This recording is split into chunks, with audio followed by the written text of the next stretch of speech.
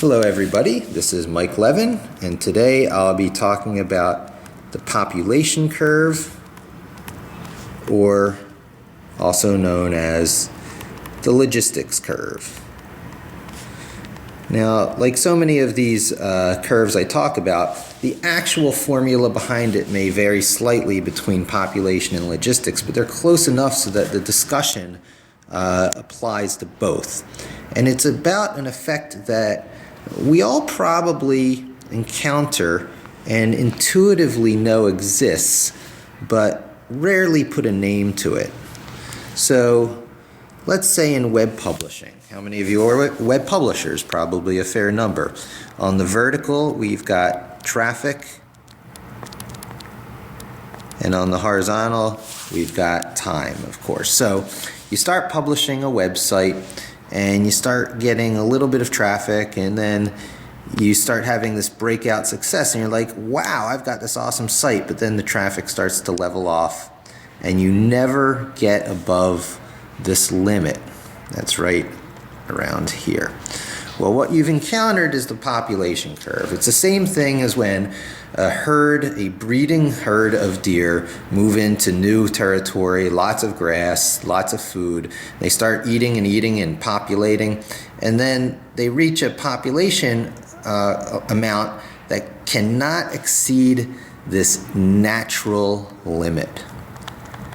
A natural limit established by the environment. The environment determines that limit.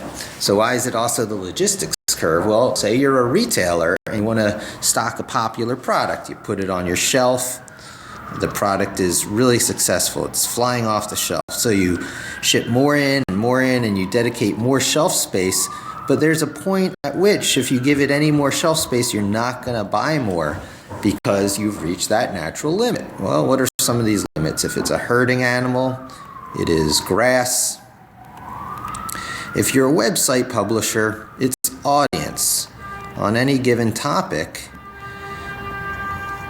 you only have so much audience you can possibly reach. There's only so many people on this planet, and once you've optimized well and have great content, you're going to reach all that you possibly can. And in the case of product, it's market. Almost exactly the same as audience. You can't sell to more people than there are. So, what do you do when you reach this limit? I call it re-plateauing. And for a website publisher, it often takes the form of just publishing on new topics. And you make an attempt to try and increase your traffic because you're talking about new topics, but you encounter that same logistics or population curve all over again. So this is a rinse and repeat process with re-plateauing and re-plateauing and re-plateauing. That can be a difficult game. So what I'm trying to do, I talked about how I got out of the field of SEO. What I'm actually doing, if you look at this graph, if you take everything I drew and you reset the scale, if this is say 100, let's draw that again, putting the 100 right about here.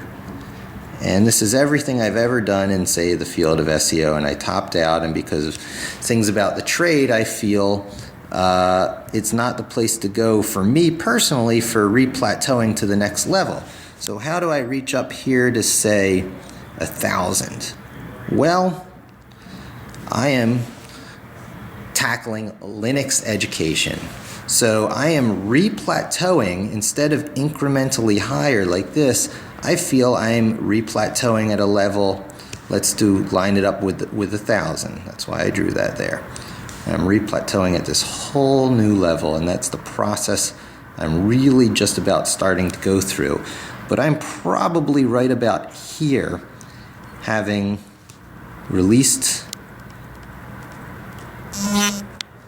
Linux. And I have to create all the supporting material and tutorials so that I can reach my new potential. And remember, I redrew this on a different scale. So whereas this was the potential here, this number of 100, I'm trying to be at least 10 times more popular than that. Replateauing, resetting that upper limit for the population or the logistics curve. Thank you.